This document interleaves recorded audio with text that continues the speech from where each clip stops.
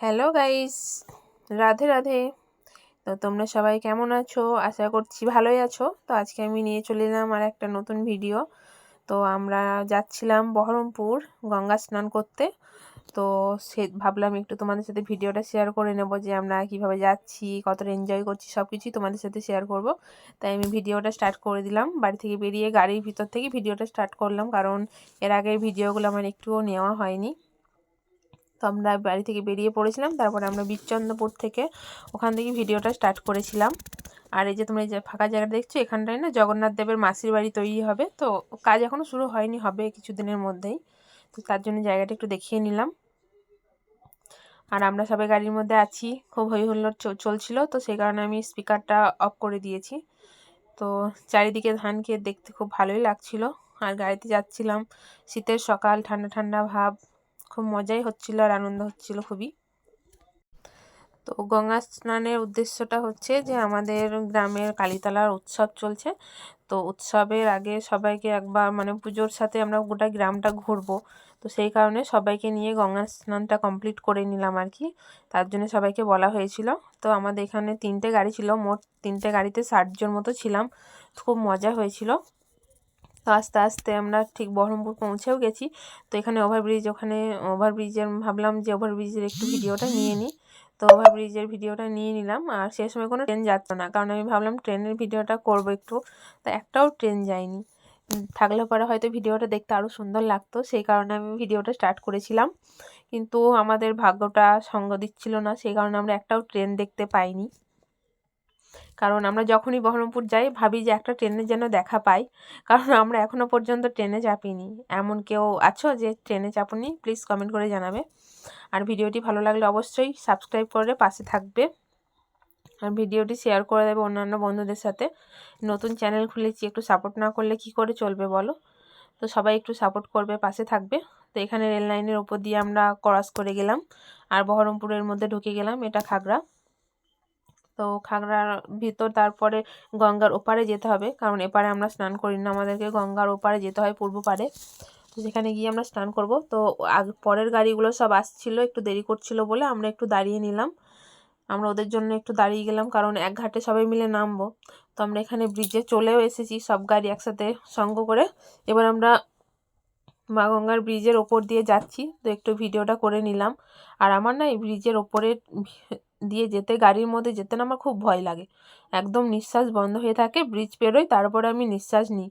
কারণ আমার মা গঙ্গার ব্রিজের ওপর দিয়ে যেতে আমার প্রচণ্ড পরিমাণে ভয় লাগে। অন্যান্য ব্রিজে আমার অতটা ভয় লাগে না, কিন্তু কেন জানি না আমার এই ব্রিজটার ওপর দিয়ে যেতে খুবই ভয় লাগে। আর বাসে তো একদমই যেতে পারবো না, বাসে আমাকে সবথেকে বেশি ভয় লাগে ব্রিজের ওপর দিয়ে যেতে।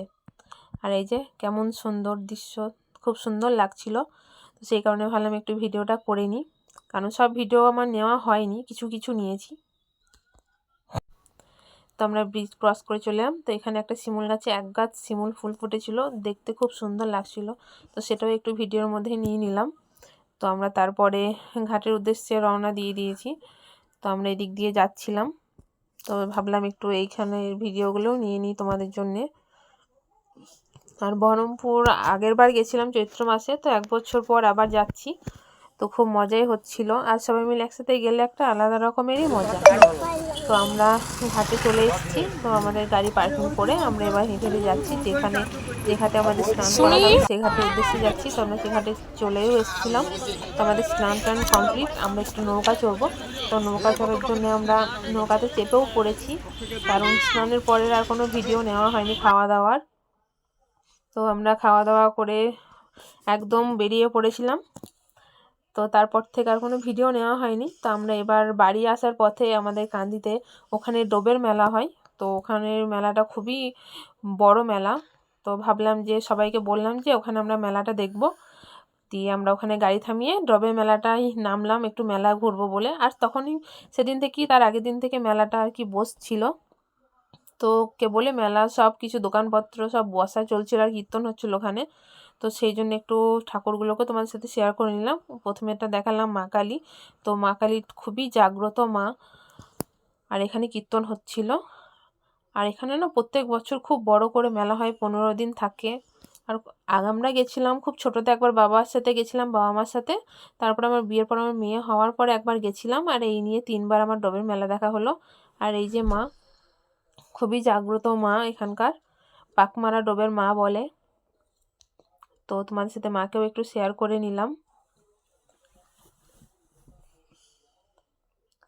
তো অবশ্যই যে যেখান থেকে দেখছো চ্যানেলটাকে সাবস্ক্রাইব করে পাশে থাকবে, কারণ নতুন চ্যানেল খুলেছি, বুঝতেই তো পারছো, তোমরা সাপোর্ট না করলে হয়তো আমি আরও এগোতে পারবো না। আর কমেন্টে জানাবে যে কোন ধরনের ভিডিও তোমরা দেখতে চাও, কারণ আমার সেরকমভাবে বাইরে অতটা যাওয়া হয় না, তাই ভিডিওগুলোও করা হয় না, আমি বাড়ির মধ্যেই থাকি। তো যেখানেই যাই একটু ভিডিও নেওয়ার চেষ্টা করি, তোমাদের সাথে শেয়ার করার চেষ্টা করি। তো তারপরে মাকে দেখে মেলা চত্বরটা একটু তোমাদের সাথে শেয়ার করে নিলাম, কারণ মেলাগুলো তখন বসছিল, সব মেলা বসেও নি, সবাই দোকান সাজাচ্ছিল। তো এটা ছিল 6 টাকার সেলের দোকান, প্রচুর জিনিস ছিল, একদম ভরপুর দোকানে জিনিস। কিন্তু আমাদের তো হাতে সময় ছিল না, সেই কারণে আমাদেরকে তাড়াহুড়োর মধ্যে যা কয়েকটা পেরেছি কিনে নিয়েছি, দিয়ে আমরা চলে এসেছি, কারণ এত তাড়াতাড়ির মধ্যে তো এত মেলা ঘোরা সম্ভব না, তাই না? তো আমরা যতটুকু হয়েছে আমরা ততটুকুই মেলা ঘুরে একদম বাড়ির উদ্দেশ্যে রওনা দিয়ে নিলাম। তো এটা আসার সময় ব্রিজের ভিডিওটা নিয়েছিলাম, তো সেটাই একটু ভিডিওর শেষে তোমাদের সাথে শেয়ার করে দিলাম। ভিডিওটি ভালো লাগলে অবশ্যই পাশে থাকবে, সাথে থাকবে। রাধে রাধে, শুভরাত্রি।